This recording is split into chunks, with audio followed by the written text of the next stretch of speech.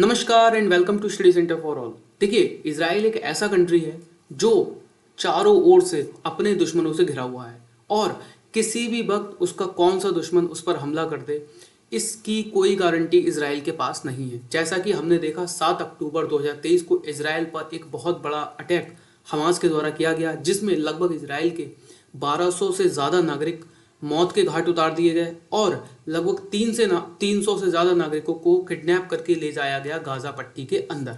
ये तो रहा इजराइल की स्थिति। अब बात कर लेते हैं कि हाल फिलहाल में इजराइल के अंदर एक बहुत बड़े लेवल पर प्रोटेस्ट हो रहे हैं अगेंस्ट बेंजामिन नेतन्याहू।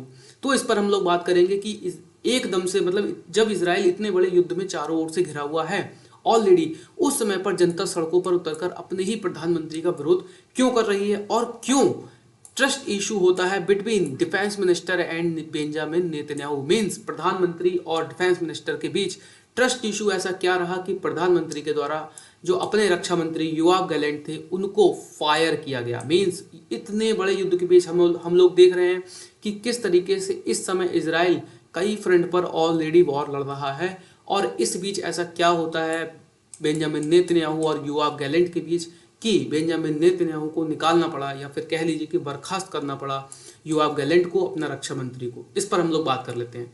देखिए, होता क्या है, सबसे पहले 2023 में आपको लेके चलते हैं। 7 अक्टूबर के दिन इजराइल के ऊपर हमास के द्वारा एक अटैक किया जाता है, बहुत बड़ा अटैक किया जाता है, जिसमें लगभग 1200 से ज़्यादा इजराइल के जो नागरिक हैं उनकी मृत्यु होती है और उसके बाद 200 से 300 से ज़्यादा मतलब कह लीजिए 300 से ज़्यादा नागरिकों को किडनैप करके ले जाया जाता है गाज़ा पट्टी के अंदर। ठीक है, देखिए ये रही गाज़ा पट्टी, मतलब यहाँ ये गाज़ा पट्टी है।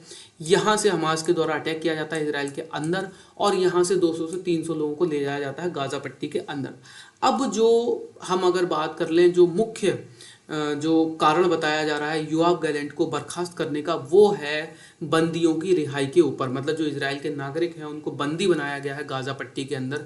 मुख्य कारण यही बताया जा रहा है। देखिए है क्या, जो रक्षा मंत्री इजराइल के हैं योआव गैलेंट और जो प्रधानमंत्री इजराइल के हैं बेंजामिन नेतन्याहू, इनके बीच जो कॉन्ट्रडिक्शन हमें देखने को मिलता है वो कॉन्ट्रडिक्शन यही है कि 1 साल से लगभग इन दोनों के बीच आपस में कोई भी बात नहीं बन रही थी। देखिए यहाँ पर लिखा हुआ भी है इजरायली प्राइम मिनिस्टर, यहाँ पर लिखा हुआ भी है, देखिएगा हम देखेंगे कि Israeli prime minister Benjamin Netanyahu right and Yoav Gallant have disagreed. ठीक है, disagreed on several issues over. ठीक है, देखिए इनके बीच ये विवाद लगभग 1 साल से देखने को मिल रहा है। अब देखिए यहाँ पर क्या ऐसी नीतियां हैं कि इन दोनों के बीच ये इतना बड़ा विवाद देखने को मिला। देखिए योआव गैलेंट जो रक्षा मंत्री हैं, रक्षा मंत्री अब कह सकते हैं हम कि पूर्व रक्षा मंत्री जो थे, इनका कहना है गाज़ा पट्टी के अंदर कि भाई देखो, अब हमें एक सौदा कर लेना चाहिए हमास से। मतलब गाज़ा पट्टी के अंदर हमास से हमें एक सौदा कर लेना चाहिए और उस सौदे के तहत हमें अपने नागरिकों को छुड़ाना चाहिए।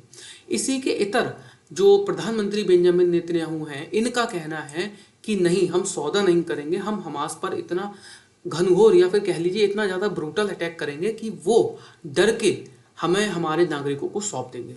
ये दो नीतियां अलग अलग, इन दोनों के बीच टकराव की यही स्थिति है कि ये विवाद इतना ज़्यादा बढ़ा और बेंजामिन नेतन्याहू को फायर करना पड़ा योआव गैलेंट को। देखिए ये विवाद रहा। अब इसके इतर हम लोग जान लेते हैं। देखिए बेंजामिन नेतन्याहू जो प्रधानमंत्री हैं इस समय इजराइल के, ये जो हैं ये इस समय कह लीजिए एक गठबंधन की सरकार बनाए हुए हैं इजराइल के अंदर। ठीक है, मतलब इनकी जो सरकार है वो पूर्ण बहुमत की सरकार नहीं है, वो एक गठबंधन की सरकार है। अब जिसमें देखिए गठबंधन की जब भी सरकार होती है ना, तो कई ऐसे मुद्दे होते हैं जिन पर आपको झुकना पड़ता है।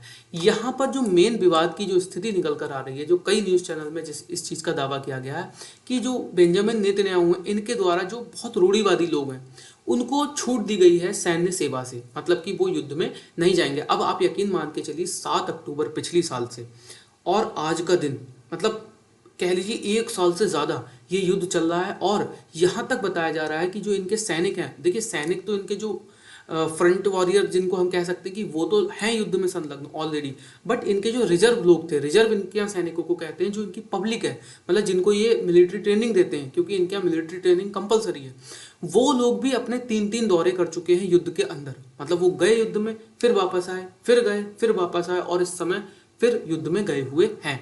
तो ये ही मेन विवाद की स्थिति निकली है योआव गैलेंट और बेंजामिन नेतन्याहू के बीच कि इनका कहना है कि भाई आप युद्ध चल रहा है इस समय, ऐसी छूट मत दीजिए, जो रूढ़िवादी लोग हैं उनको ऐसी छूट मत दीजिए, सबको सेना में समान रूप से शामिल कीजिए। बट बेंजामिन नेतन्याहू द्वारा ऐसा नहीं किया गया, जिस चीज को लेकर इन दोनों के बीच विवाद है। अब देखिए कितने बड़े लेवल पर ये प्रोटेस्ट, आप ये तस्वीरें देख सकते हैं, कितने बड़े लेवल पर प्रोटेस्ट इस समय इजराइल में चल रहा है। बताया जा रहा है जो इजराइल का हाइफा है, तेल अवीव है, वहाँ पर लोग मतलब जैसे कि अभी भी बीच बीच में जो हमास है या फिर गाजा है उसके द्वारा, सॉरी हमास है और हिजबुल्लाह उसके द्वारा रॉकेट दागे जा रहे हैं इजराइल के अंदर, अलार्म सायरन अलार्म बज रहे हैं, उसके बावजूद भी लोग देखिए किस तरीके से सड़कों पर उतरे हुए हैं। देखिए है क्या, इजराइल एक पढ़ा लिखा देश है, नो डाउट, बट वहाँ पर भी प्रोटेस्ट होते हैं। देखिए किस तरीके से लोग इस समय उतरे हुए हैं। अब देखिए जो मेन कारण समझ में आता है जो योआव गैलेंट रक्षा मंत्री और इजराइल के जो प्रधानमंत्री हैं उनके बीच, देखिए इनका कहना है कि अगर हम फिर से सौदा करेंगे तो फिर से हमें आगे एक नुकसान उठाना पड़ेगा। अब उस नुकसान की बात कर लेते हैं, वो क्या है। देखिए ये था याह्या सिनवार, हम लोगों ने देखा था जब इसको मारा गया था तो किस तरीके से वर्ल्ड मीडिया द्वारा इसको बहुत ज़्यादा कवर किया गया था। देखिए यहाँ पर आपको बताते हैं क्या मुख्य चिंता है इस समय इजराइल के प्रधानमंत्री की। देखिए याह्या सिनवार, ये जो व्यक्ति था, आतंकवादी था, इसको छोड़ा गया था एक समझौते के ही तहत, मतलब कि लगभग इसको शायद 2007 में छोड़ा गया था। उस समय भी इजराइल के कई नागरिकों को किडनैप कर लिया गया था। उसके बाद एक समझौता हुआ था जिसके तहत इजराइल के नागरिकों को और जो इजराइल में बंदी हैं, ठीक है, इजराइल की जेल में बंद जो बंदी थे हमास के, उनको एक्सचेंज किया गया था, छोड़ा गया था। उस एक्सचेंज में ये जो याह्या सिनवार है इसको भी छोड़ा गया था। और इसने अब हाल फिलहाल में क्या किया, जो इजराइल के अंदर 2023 में 7 अक्टूबर को जो हमला हुआ था उसमें ये मुख्य व्यक्ति था, मतलब उस हमले का अगर मास्टरमाइंड कह लें तो ये जो याह्या सिनवार है ये उस हमले का मास्टरमाइंड था, जिसे आज से कई साल पहले इजराइल के द्वारा छोड़ दिया गया था एक समझौते के तहत। तो जो इजराइल के प्रधानमंत्री हैं बेंजामिन नेतन्याहू, इनका कहना यही है कि इस बार भी अगर हम यही गलती करते हैं तो आगे क्या इजराइल इस चीज़ की सज़ा भुगतने को तैयार है। तो देखिए मुख्य कारण तो यही समझ में आता है। योआव गैलेंट और बेंजामिन नेतन्याहू के बीच अगर हमने बात की तो एक कह लीजिए कि नपातुला डिफरेंस दोनों की नीतियों में है।